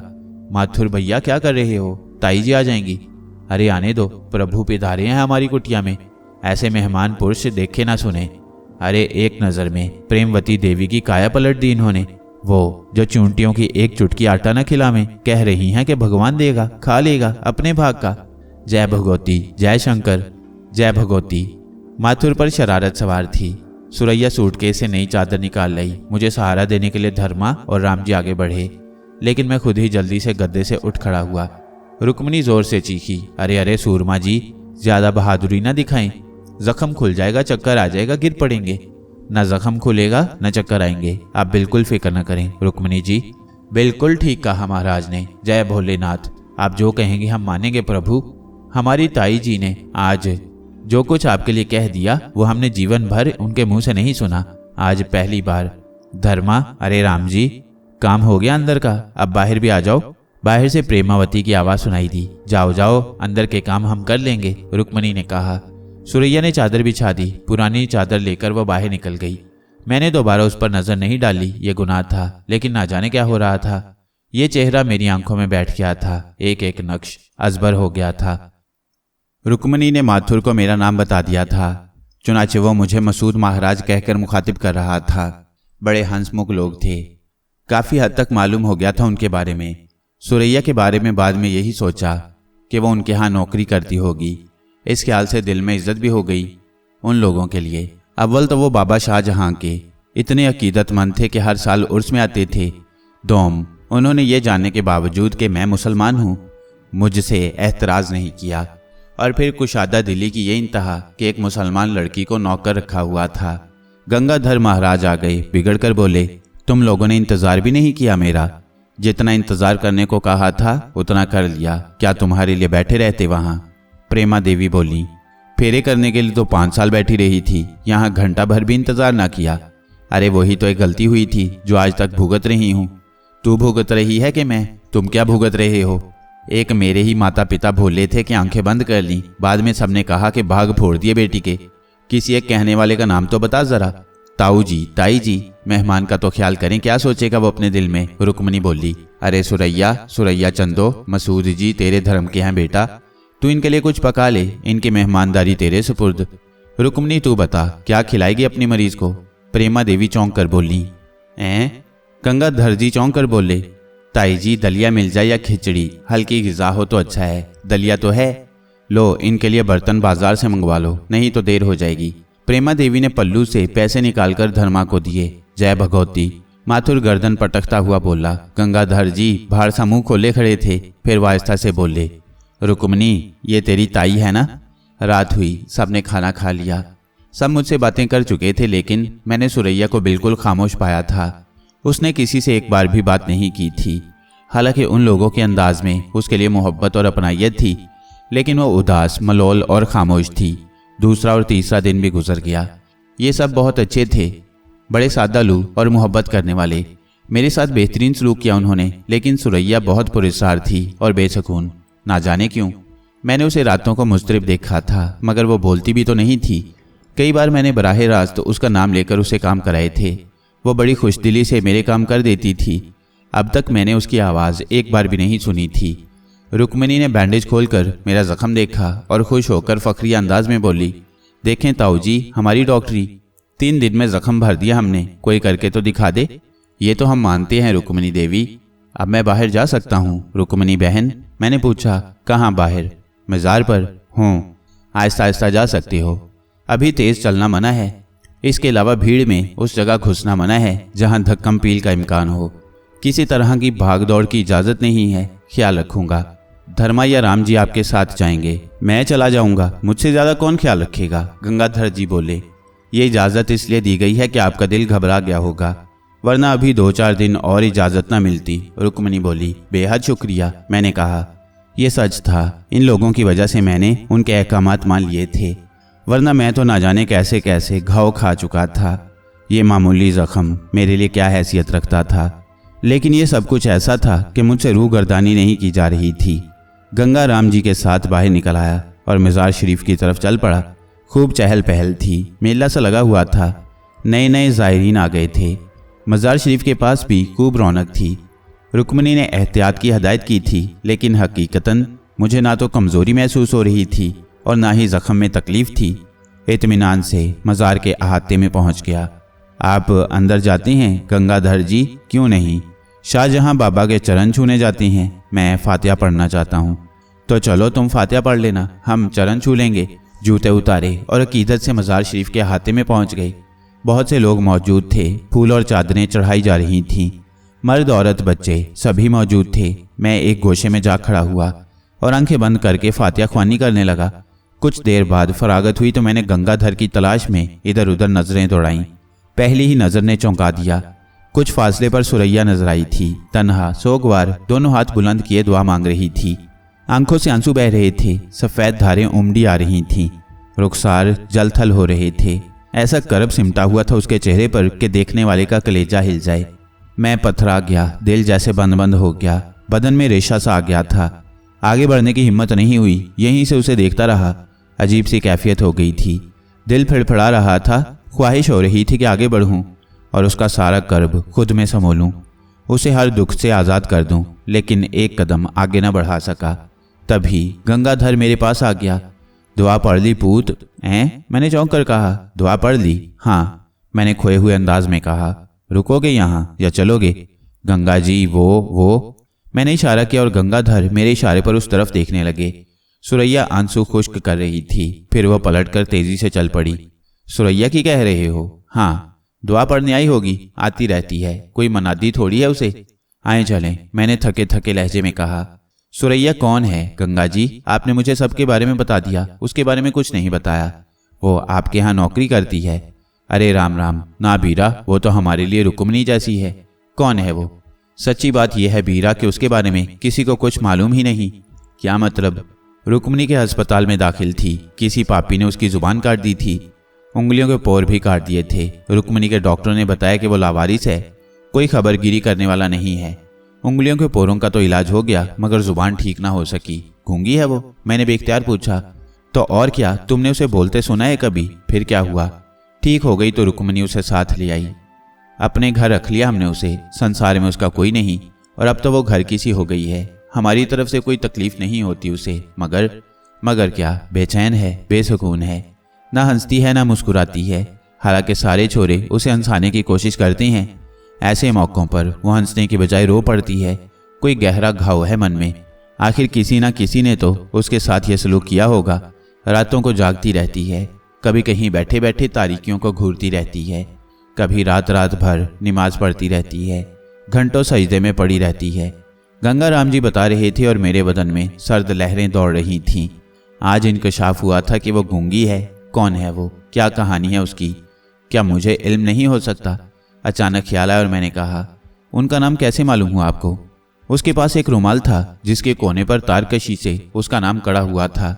उसने उस पर उंगली रखकर अपने सीने पर इशारा करके बताया था कि ये उसका नाम है। गंगा जी ने कहा और फिर चौंक कर बोले, अरे ये धर्मा और राम जी कैसे भागे भागे आ रही हैं? कोई बात हो गई क्या? मैंने भी उनके इशारे पर देखा। दोनों बुरी तरह घबराए हुए लग रहे थे, आंखें फाड़ फाड़ कर चारों तरफ देख रहे थे। जरूर कुछ हो गया। गंगाधर उनकी तरफ लपके, मैं भी तेज तेज कदमों से उनके पीछे चल पड़ा। ना जाने क्या हो गया था। धर्मा और राम जी तो गंगाधर जी को नहीं देख सके थे, लेकिन हम ही उनके करीब पहुंच गए। गंगा जी करीब पहुंचकर धाड़े, अरे ओ बैल के दीदे वालों, कहाँ ऊंट की तरह नाड़ उठाए उठाए फिर रहे हो? दोनों उछल पड़े, एक साथ पलटे और फिर एक साथ बोले, गंगा जी वो साधु महाराज जट्टाधारी। धर्मा बोला, काला कमंडल हाथ में लिए। राम जी ने बताया, गले में मालाएं। और धर्मा आगे बोलना चाहता था कि गंगाधर जी गुस्से से लाल पीला होने लगे। उन्होंने गुर्रा कर कहा, ससुरो जूती उतारूंगा और 20 मारूंगा सर पर। अरे भजन गा रहे हो क्या तुम दोनों? एक आदमी बात क्यों नहीं बताता? मैं बताता हूँ गंगा जी। राम जी बोला, हम सब बैठे हुए थे कि एकदम एक साधु महाराज मंडवे में घुस आए। हम सब हरे हरे करते रह गए, मगर उन्होंने देवी जी से कहा कि वो उन्हें कुछ बताने आए हैं। माथुर जी ने गुस्से से कहा कि वो मुंह उठाए अंदर क्यों घुस आए, तो साधु महाराज ने घूर कर उन्हें देखा और अपना कमंडल आगे बढ़ाकर बोले, इसे देख बालका। और महाराज, माथुर जी चीख कर पीछे हट गए। पता नहीं माथुर को उसमें क्या नजर आया, जबकि कमंडल में कुछ नहीं था। तुम्हें कैसे पता चला कि कमंडल में कुछ नहीं था? गंगाधर ने पूछा। बाद में उन्होंने कमंडल फिर लटका लिया और वो उल्टा हो गया। कोई चीज होती तो उसे गिरती ना। अरे तो आगे तो बोलो राम जी, बक बक लगाए हुए हो। सनत महाराज ने देवी जी से कहा कि कल सुबह यहाँ से घोड़ी आगे बढ़ा दें, नहीं तो नुकसान की जिम्मेदार खुद होंगी। घोड़ी आगे बढ़ा दें मतलब ये था कि सालम नगर से चले जाएं। कहाँ चले जाएं ये नहीं बताया। धत तेरे की। अरे आगे तो बोलो भगवान के दास। बस आगे क्या बोलें? धमकियां दी और चले गए। तो फिर तुम यहाँ क्यों आ गए? प्रेमा देवी बहुत परेशान है। उन्होंने हमसे कहा कि आपको तलाश करके फौरन वापस बुला लें। कुछ समझ में नहीं आई। आओ मसूद चलें। और हम वापस चल पड़े। कुछ देर के बाद छोलदारी पर पहुंच गए। प्रेमा देवी का मुंह उतरा हुआ था। निकल, चल जल्दी, नहीं तो कुछ हो जाएगा। तुम्हें बताया इन लोगों ने? वो बोली, हाँ बता दिया, मगर बात क्या थी? तूने पूछा नहीं भागवान? खुद होते तो पूछ कर देख लेते। प्रेमा देवी ने कहा। क्यों, क्या तेरे मैके से आए थे? नहीं, ससुराल से आए थे, वरना ऐसे ना होते। कैसे? गंगाधर जी ने कहा। आंखें चीपड़ भरी हुई, दांत कुत्ते के कीलों जैसे पीले, गंजी खोपड़ी, सूखा बदन, चेहरे से भुतने लग रहे थे पूरे। प्रेमा देवी ने कहा और गंगा राम जी झींप कर इधर उधर देखने लगे। फिर बोले, जुबान बहुत लंबी हो गई है तेरी, थोड़ी सी काटनी पड़ेगी। हैं? वो भी काट लेना, मगर बिस्तरा समेटो। अरे चुप बैठ, तू बाउली हो गई है? तो क्या सब बाउले हो गई हैं? रुक्मणी बेटी, तू बता कौन था वो? अजीब था ताऊ, सूरत से वाकई शैतान नजर आता था। अरे ना बेटिया ना, ऐसे नहीं कहते, हुलिया तो साधुओं जैसा था। अरे हाँ माथुर बेटा, तूने उसके कमंडल में क्या देखा था? हाँ ताऊ जी, उसका कमंडल मक्कड़ियों से भरा हुआ था, पीली पीली ले जाती हुई मक्कड़ियां। राम राम। माथुर ने कराहियत से नाक सिकोड़ते हुए कहा, मगर मैं चौंक पड़ा। मक्कड़ियां? हाँ मसूद भैया, अभी तक मन उलट रहा है। माथुर सीना मलता हुआ बोला, बड़ी अजीब बात है, मगर तुम लोगों से भूले से भी अकल का काम नहीं होता। अरे जब हमें बुलाया था तो उन्हें रोक लेते, किसी तरह बहला फुसला कर। हम भी मिलते उनसे, पूछते कि महाराज यहाँ से जाने को क्यों कह रहे हो, कोई भूल हुई है हमसे, कोई कष्ट पड़ने वाला है हम पर, आखिर तुम्हारी इस चेतावनी का कारण क्या है। मगर तुम लोगों को इतनी अकल हो तब ना। अकल तो सब तुम्हारे हिस्से में आ गई, हम में कहाँ से होगी। अरे वो तो खुद हवा के घोड़े पर सवार थे, यहाँ आए और यूं चले गए। चलो यहाँ से, वरना कुछ जरूर हो जाएगा, प्रेमा देवी बोली। यूं आए यूं चले गए, और अब हम चलें यहाँ से। उर्स खत्म होने से पहले कोई नहीं जाएगा। साधु संतों की सेवा करनी चाहिए, मगर तूने सोचा होगा खर्चा होगा। गंगा जी ने मुंह बिगाड़ कर कहा, फिर खामोश होकर सुरैया को देखने लगे, जो झिझकती हुई अंदर दाखिल हुई थी। देखो, मैं कहती हूँ चलना अच्छा होगा, कहीं कुछ और ना हो जाए। तेरे कहने से क्या होता है, दोबारा मिलेंगे वो महाराज तो उनसे पूछ लेंगे। वो बातें कर रहे थे, मगर मेरा जहन कहीं और था। मकड़ियाँ, पीली पीली मकड़ियाँ भोरिया चरण का निशान थीं, और जो हुलिया बताया गया था वो भी उसके अलावा और किसी का नहीं था। लेकिन वो नापाक जादूगर यहाँ, और फिर उसका इस जगह आना, यकीनन वो मेरी यहाँ मौजूदगी से वाकिफ होगा। क्या उसने मेरी वजह से इन लोगों को यहाँ से जाने को कहा है। प्रेमा देवी और गंगाधर जी हस्बे आदत लड़ रहे थे। रुक्मणी ने कहा, हद है ताऊ जी, आप लोगों में तो जन्म जन्म का बैर है, बस कोई बात मिल जाए लड़ने के लिए। हाँ, सारा दोष मेरा होता है, इस सावित्री को कोई कुछ नहीं कहता। अरे सुरैया, तू चाय का पानी चढ़ा जाकर, इस औरत ने तो भेजा पिघला कर रख दिया है। हम वापस चलेंगे बस, प्रेमा देवी ने कहा। अकेली चली जाओ, हम में से तो कोई नहीं जाएगा, कह दिया हमने। गंगाधर ने फैसलाकुन लहजे में कहा, अकेली ही चली जाऊं? सीधी मैके जाना, मेरे घर में वो रहेगा जो मेरी मर्जी पर चलता हो। बात आगे बढ़ने लगी थी। माथुर गंगाधर को छोलदारी से बाहर ले आए। रुक्मणी ने मुझे देखकर मुस्कुराते हुए कहा, पसंद आए हमारे ताऊ और ताई, सारी बातें कर लेंगे, मगर एक दूसरे के बिना पल भर नहीं जी सकेंगे। अरे आप ही हंस दें, रुत बदल जाएगी। बात सोचने की है रुक्मणी जी, मैंने कहा। हाँ है तो, खुद मेरी समझ में भी कुछ नहीं आया। मेरे ख्याल में गंगा राम जी को मान लेना चाहिए, कोई बात बिला वजह नहीं होती। आखिर उस साधु के आने का कोई मकसद तो होगा, यही तो मैं कहती हूँ। मगर देख लिया तुम लोगों ने क्या सलूक होता है मेरे साथ।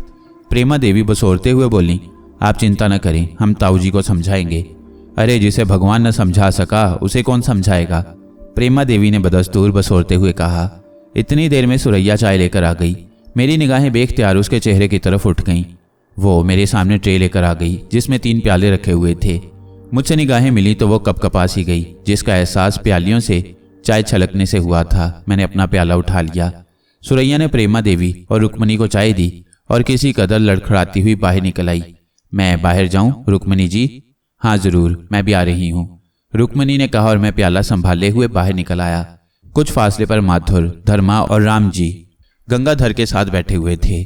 गंगाधर पुरजोश लहजे में कह रहे थे, चले जाते, मगर हम भी हिट के पक्के हैं, अब तो उर्स के खत्म होने के बाद ही जाएंगे। उर्स भी खत्म होने वाला है गंगा जी, मैंने उठते हुए कहा। देख रे भाई, तू आया है अंदर से, कान भरे होंगे तेरे। गंगा जी अगर जिद्दी ना होते तो आज ना जाने क्या होते।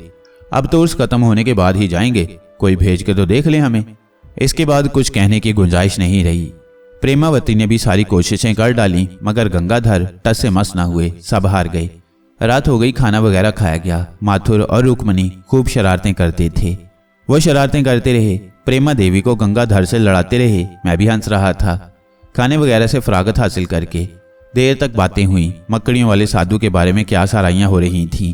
वो लोग तरह तरह की बातें कर रहे थे, लेकिन मेरे ज़हन में कुछ और ही ख्याल था। मेरी छठी हिस्स बता रही थी कि वो साधु भोरिया चरण के सिवा कोई नहीं था। कमबख्त ने मेरा पीछा नहीं छोड़ा था। हो सकता है मुझ पर हमला भी उसी की साजिश हो। अब वो मेरी मौत के सिवा और क्या चाहता था। वो लोग अपने तौर पर बातें करते रहे और मैं भोरिया चरण के बारे में सोचता रहा, और सब सोने लेट गए। मैं उलझा हुआ था, किसी कदर बेचैन था। कुछ देर के बाद मैं उठा और छोलदारी से बाहर निकल आया। बाहर नौकर गहरी नींद सो रहे थे। मैं वहां से आगे बढ़ गया। मजार शरीफ पर कवालियां हो रही थीं। कवालों की आवाज़ हवा के दोष पर आ रही थी और सो जाने को जीना चाहा। फासला काफ़ी था, फिर भी काफ़ी दूर निकल गया और बेमकसद घूमता रहा। भोरिया चरण अगर यहाँ मौजूद है तो मेरे सामने नहीं आएगा। ना जाने उन लोगों को यहाँ से भगाने का क्या मकसद है। हो सकता है उसकी वजह मैं ही हूँ, मगर बात कुछ समझ में नहीं आई थी। कोई 1 घंटा बेमकसद घूमता रहा, फिर वापस चल पड़ा। छोलदारी से कुछ फासले पर था कि किसी साए को मुतहरिक देखा और एकदम साकित हो गया। कौन है? मैंने घास पर निगाहें जमा दी और उसे पहचान लिया। सुरैया थी, नमाज पढ़ रही थी। या आखिर कौन है? किसके जुल्म का शिकार हो गई है? कदम खुद ब खुद आगे बढ़ गए और उससे कुछ फासले पर पहुंचकर उसे देखने लगा। वो दो जानू बैठ गई, दुआ के लिए हाथ उठाए और देर तक उसी आलम में रही। फिर मैंने उसकी सिसकियां सुनी। वो बुरी तरह से सिसक रही थी। मेरा दिल पिघलने लगा। उसका दर्द सीने में महसूस हो रहा था। दिल बुरी तरह उसकी तरफ खिंच रहा था। वो हाथ उठाए सिसकती रही। मैं बेख्तियार होकर उसके करीब जा खड़ा हुआ। उसे जब मेरी मौजूदगी का एहसास हुआ तो वो एकदम सहम कर उठ खड़ी हुई। उसके अंदाज में वहशत थी। नहीं सुरैया, डरो नहीं, मैं मसूद हूँ। उसने घबराई हुई नज़रों से इधर उधर देखा। मैं एक कदम और आगे बढ़ाया। मैं तुम्हारे लिए बेहद अफसुरदा हूँ सुरैया। काश मैं तुम्हारी कोई मदद कर सकता। सुरैया, मेरी समझ में नहीं आता कि क्या कहूँ। मैं जानना चाहता हूँ कि तुम्हें क्या दुख है सुरैया। मेरा दिल चाहता है कि तुम्हारे तमाम दुख मैं समेट लूँ। मैंने तुम्हें मज़ार पर भी देखा था। तुम्हारे बारे में कुछ भी नहीं मालूम मुझे। ना जाने कौन जालिम थे जिन्होंने तुम्हारे साथ ये सलूक किया। काश मुझे उनके बारे में मालूम होता। करीब से मैं उसे देख सकता था। उसके रुखसारों पर आंसुओं की धारें बह रही थीं। मैं उसके बिल्कुल करीब आ गया। मुझे बताओ सुरैया, क्या करूं मैं तुम्हारे लिए? वो रोती आंखों से मुझे देखती रही। उसकी आंखों में अजीब सी कैफियत थी। फिर उसका सर आहिस्ता आहिस्ता झुका। उसने अपनी पेशानी मेरे सीने से टिका दी। दिल फटने लगा। एकदम ख्वाहिश पैदा हुई कि उसे सीने में छुपा लूं। कुछ भी नहीं था मैं उसका। पहली बार बराह रास्त मुखातिब हुआ था, मगर इस तरह मेरे सीने से सर टिकाने में अपनाहियत थी। ना जाने उसके दिल में क्या है, मगर मेरे हाथ न उठ सके। वो अपनी आंखें मेरे सीने से रगड़ती रही। फिर एकदम चौंकी, गर्दन उठाकर मुझे देखा। सुरैया, तुम लिखना पढ़ना जानती हो? उसने आहिस्ता आहिस्ता हस्बात में गर्दन हिलाई। तुमने लिखकर किसी को अपने बारे में कुछ नहीं बताया? उसने नफी में गर्दन हिला दी। क्यों? मैंने पूछा, और उसने अपने दोनों हाथ उठाकर सामने कर दिए। हाँ, मुझे मालूम है। गंगाधर ने मुझे बताया था कि तुम्हारी उंगलियां भी काट दी गई थीं। क्या इसलिए कि तुम किसी को लिखकर कुछ बता ना सको? उसने फिर हाँ में गर्दन हिलाई। मगर अब तो तुम्हारी उंगलियां ठीक हैं, अब तो तुम बता सकती हो। वो मुझे खामोशी से देखती रही। फिर जोर जोर से नफी में गर्दन हिलाने लगी। क्यों? तुम पर जुल्म करने वालों से डरती हो? उसने गर्दन झुका ली। उन्हें जानती हो तुम? मैंने पूछा, और उसने इनकार कर दिया। ओह, मैं आहिस्ता से बोला। कुछ देर खामोश रहा। फिर मैंने कहा, तुम्हें एक काम करना होगा सुरैया। कल मैं तुम्हें लिखने का सामान फराहम करूंगा। तुम पर जो बीती है वो लिखकर मुझे बता देना। सुरैया, मुझ पर भरोसा करो। मैं तुम्हारे लिए कुछ करना चाहता हूँ सुरैया। मैं तुमसे वादा करता हूँ कि तुम्हारे दुख दूर करके रहूंगा। वो चमकदार आंखों से मुझे देखती रही। फिर उसने आगे बढ़कर मेरा हाथ पकड़ा, उसे आंखों से लगाया और तेजी से मुड़कर छोलदारी में चली गई। मेरे हाथ की पुश्त में आग लग गई थी। उसकी आंखों की जलन जैसे मेरे हाथ से चिपक गई थी। मैं अपना हाथ पकड़कर मसलने लगा। एक अनोखी लज्जत पोशीदा थी उस जलन में। दुनिया से बेखबर हो गया, पत्थर आ गया था। दिल की धड़कन बुरी तरह बेतरतीब हो गई थी। एक बिल्कुल अजनबी एहसास जागा था सीने में, जो इससे पहले कभी महसूस नहीं हुआ। कौन है? ना जाने कौन है। खामोश थी, साकिन थी, मेरी तरफ मुतवज्जा भी नहीं थी। यह अचानक क्या हो गया? क्या इन चंद दिनों में उसके सीने में कोई जज्बा जागा? कौन सा जज्बा था वो? उसने अपना सर मेरे सीने से लगाया था। क्या मुझे उसके बारे में पता चल सकता है? क्या उसके बारे में मेरी रहनुमाई हो सकती है? ख्याल ही नहीं आया था उसका। ये ख्याल भी नहीं आया खुद पर हमला कराने वाले के बारे में कलाम इलाही से रहनुमाई हासिल करूं। कोई हर्ज तो नहीं है? खुद से सवाल किया, और फिर आंखों में उसका चेहरा उभर आया। ना जाने कितनी देर उसके बारे में सोचता रहा। दिल मचल रहा था उसके लिए। आरजू कर रहा था कि वो दोबारा बाहर आ जाए, उसे जुबान मिल जाए, वो बातें करे। शायद इस बार कोई और ही जज्बा जागा था सीने में। पहले कभी ऐसा नहीं हुआ था, कभी नहीं। वो मेरे दिल की गहराइयों में उतर गई थी। हाँ, ऐसा हो गया था। एक अनोखी बेकुली तारी हो गई। एक गोशा मुंतखब किया, वहां बैठ गया, दुरूद शरीफ का विर्द किया, आंखें बंद कर ली। दिल से आवाज़ उभरी, मुनासिब नहीं है, नाफरमानी के रास्ते अपना रहा है। क्या तुझे इजाज़त है कि अपने नफ्स की ख्वाहिशात पूरी करे, अपने लिए कुछ करे? अगर किसी के लिए तेरे दिल में आग उभरे तो वो तेरे माँ बाप, बहन भाई हों कि वो अव्वल हैं। उनसे गुरेज करके अपनी ख्वाहिशों की तरफ लपक रहा है, फिर भटक रहा है। पूरे वतन पर लर्जा तारी हो गया। आंखें खौफ से खुल गईं। दिल उछल रहा था, खुद को संभाल ना पा रहा था। अचानक कानों में एक आवाज़ उभरी, आग। दिमाग भग से उड़ गया। आवाज़ अंदर से आई थी। फिर फौरन ही नथनों से कपड़ा जलने की बू टकराई और छोलदारी से आवाज़ें बुलंद होने लगीं। आग लग गई। आग! अरे उठो धर्मा, राम, माथुर, अरे उठो, आग आग। आवाज़ प्रेमा देवी की थी। एहसास पर काबू पाना मुश्किल हो गया था।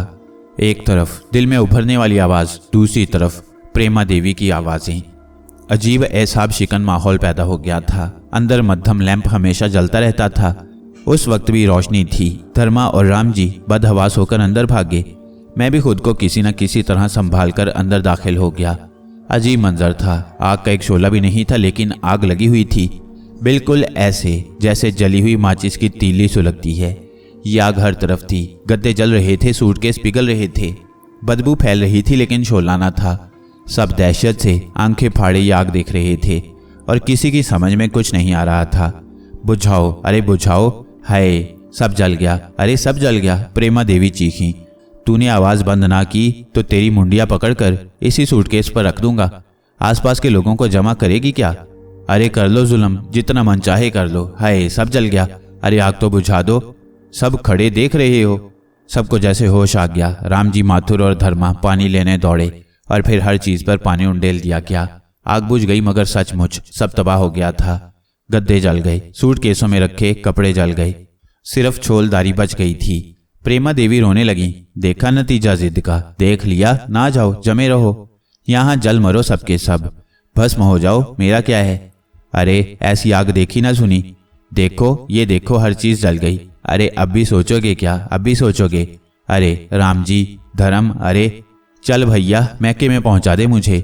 अरे आगे हाथ न पीछे पग्गा, अकेली मैं जी लूंगी। हाय सब जल गया, मेरी साड़ियाँ, बच्चों के कपड़े, और जिद करो। राम राम राम, भैया औरत है कि भोंपू, रुके बगैर बोली जा रही है।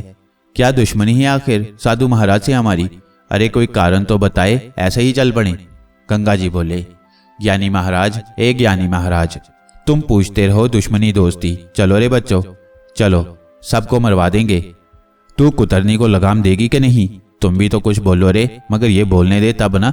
चलना चाहिए ताऊ जी, ऐसी आग देखी ना सुनी। ठीक है रे महान आत्मा, ठीक है, सुबह होते ही चले जाएंगे, बस सूरज निकल आने दो। गंगाधर ने हाथ जोड़कर सर से ऊपर करते हुए कहा। मैं खामोशी से सुरैया को देख रहा था। खामोश खड़ी थी। मेरा दिल उसकी तरफ खींच रहा था, रो रहा था उसके लिए, तड़प रहा था, सिसक रहा था। क्या हो गया है मुझे? सब कुछ छीना जा रहा है। सरकशी का तस्वुर भी नहीं कर सकता था। सब कुछ फरामोश कर रहा था, सब कुछ भूल जाना था। आंखों में नमी उतरी हुई थी। गंगाधर जी बाहर निकल गए, मैं भी उनके साथ बाहर निकल गया। गंगाधर ना जाने क्या बुड़बुड़ा रहे थे। मुझे देखकर बोले, तू हमारे साथ चलेगा पूत? मैंने पूछा, तू कहाँ जाएगा, तुझे क्या चिंता? हाँ मैं यहाँ रुकूंगा। अच्छे भगाए जा रहे हैं हम। अरे क्या बिगाड़ रहे थे किसी का? जाना तो था, आराम से जाते। ठीक है, जो बाबा की मर्जी। अंदर उठा पटक हो रही थी। वैसे मैं देख चुका था, सारा सामान जल चुका है। बेचारों को ये नुकसान मेरी वजह से उठाना पड़ा।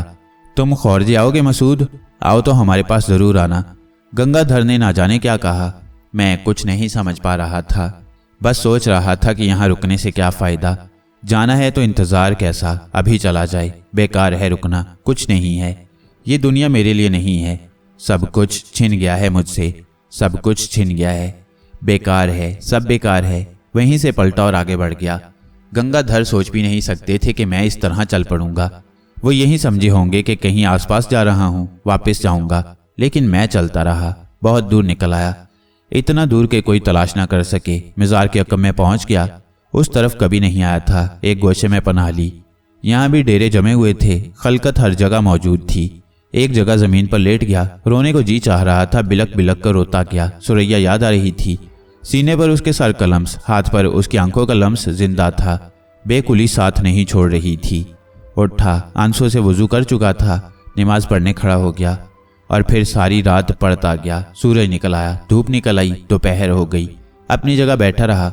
फिर किसी ने शाना हिलाया। मियाँ साहब ये ले लीजिए। आंखें खोलकर देखा, बेनाई साथ न दे पा रही थी। धुंधला नजर आ रहा था। चंद खाके सामने खड़े थे। क्या है? बामुश्किल कहा। दाल दलिया है मियाँ साहब। शुक्रिया भाई, हाजत नहीं है। ले लो मियाँ साहब, गरीब का दिल ना तोड़ो, कसम अल्लाह की। भाई बहुत शुक्रिया, ज़रूरत नहीं है।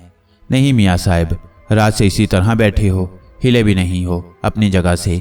अंतड़ियाँ ईंट गई होंगी, ईमान की कसम। हैं? मैंने चौंक कर कहा। हाँ, रात को कवालियों से लौटा तो देखा था तुम्हें। 3 बार आंख खुली तो ऐसे ही देखा। सुबह से ऐसे ही बैठे हो। लो मियाँ साहब ले लो, हम भी मुसलमान भाई हैं। जी ज़रूरत नहीं है। ले लो मियाँ साहब, तुम्हें बाबा शाहजहाँ का वास्ता। अम्मा इतनी खुशामद कर रहे हैं, मान लो हमारी भी खुशी हो जाएगी। दिल डूबा डूबा था, पेट बेशक खाली था, लेकिन कुछ खाने को जी नहीं चाहता था। लेकिन वो शख्स इस तरह असरार कर रहा था कि मजबूर हो गया। क्या लाया था वो जानता होगा, जो दिया खाने लगा और कुछ देर के बाद शकमसेर हो गया। उसने पानी भी पिलाया था। हमारे हक में दुआएं खैर करना मियाँ साहब। 18 साल हो गए थे ब्याह को, औलाद नहीं हुई थी। बाबा जी के मज़ार पर मन्नत मानी, बेटा मिल गया अल्लाह के फजल से। मन्नत पूरी करने आए थे। लौंडे का नाम फजलदीन रखा है। हमारा नाम कमालुद्दीन पहलवान है। खौरजे के रहने वाले हैं, नाम है अपना। हमारी दुआ से खौरजे के स्टेशन पर उतरकर कमाल पहलवान का उखाड़ा पूछ लो, सीधे पहुंच जाओगे। और कोई ज़रूरत हो तो बता दो। नहीं भाई, तुम्हारा बहुत बहुत शुक्रिया। दुआ ज़रूर करना, बस चलते हैं। वह सलाम करके वापस मुड़ गया। मैंने उसकी आवाज़ सुनी, अम्मा उम्र छोटी है तो क्या, देखते नहीं कितने इबादत गुजार हैं, पहुंचे हुए ऐसे ही होते हैं। उसकी आवाज़ दूर हो गई। पेट भरा तो आंखों में कुछ रोशनी जागी। दिल को संभालने लगा। क्या हो रहा है, ये क्या हो रहा है? इतना बेख्तियार क्यों हो गया? इस दश्ते वेरा में किसी का बसेरा नहीं होना चाहिए। जो किया गया दुरुस्त ही तो है। माँ बाप बहन भाई के लिए तो दिल को समझा लिया, मगर एक सूरत आंखों में बसी तो इतना बेबस हो गया। इसका नतीजा क्या होगा? सारे किए धरे पर पानी फिर जाएगा। सुरैया के लिए दिल में सिर्फ हमदर्दी नहीं थी, जिस तरह बेख्तियार सा हो गया था, उससे कुछ और ही एहसास हो रहा था।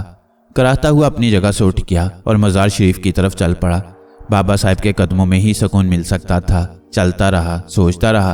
गंगाधर ने सोचा होगा कि खुदगर्ज और नासपास हूँ, बेमुरव्वत हूँ, मिले बगैर खामोशी से चलाया, मगर उनसे रुखसत होने के लम्हात शायद कुछ और जख्म लगा देते। ना जाने किस तरह बेख्तियार हो जाता, कुछ और गुनाह हो जाते। और ना जाने सुरैया ने क्या सोचा होगा। रफ्तार तेज कर दी। जल्द अज जल्द बाबा जी के कदमों में पहुंच जाना चाहता था। पहुंच गया, बैठ गया, आंखें बंद कर ली, दुहाई देने लगा, सुकून मांग रहा था। रफ्ता रफ्ता करार आने लगा। जायरीन जौक दर जौक आ रहे थे। रात हो गई, खूब रात हो गई। कवाली जम गई। लोग मज़ार से हट गए। हारमोनियम और ढोलक की मिलीजुली आवाज़ों के साथ कवालों के सुर सुनाई देने लगे। क्या गा रहे थे कुछ अंदाज़ा नहीं था। टूटा टूटा था। खुद पर से एतमाद उठ गया था। सब कुछ पाने के बाद सब कुछ खोने का खौफ दिल में बेदार हो गया था। थक गया तो उठ गया। एक पुरसुकून गोशा तलाश किया, लेट गया। नीम गशी सी तारी थी। सो जाना चाहता था। बड़ी मुश्किल से नींद आई। सुबह को जागा। हालत किसी कदर बेहतर हो गई थी। जेब में हाथ डाला तो 4 रुपए मौजूद थे। बड़ा खरा हिसाब किताब था। जिन दिनों गंगाधर जी के जिम्मे खा रहा था, वजीफा नहीं मिला था, मगर आज 4 रुपए मौजूद थे। एकदम दिल में खुशी जाग उठी। वजीफा मिला है। उससे ये अंदाज़ा हुआ कि ना खुशी नहीं है, काबिल मुआफ़ी हूँ, बर वक्त संभल गया हूँ, हुक्म मानने वालों में तसव्वुर किया गया हूँ।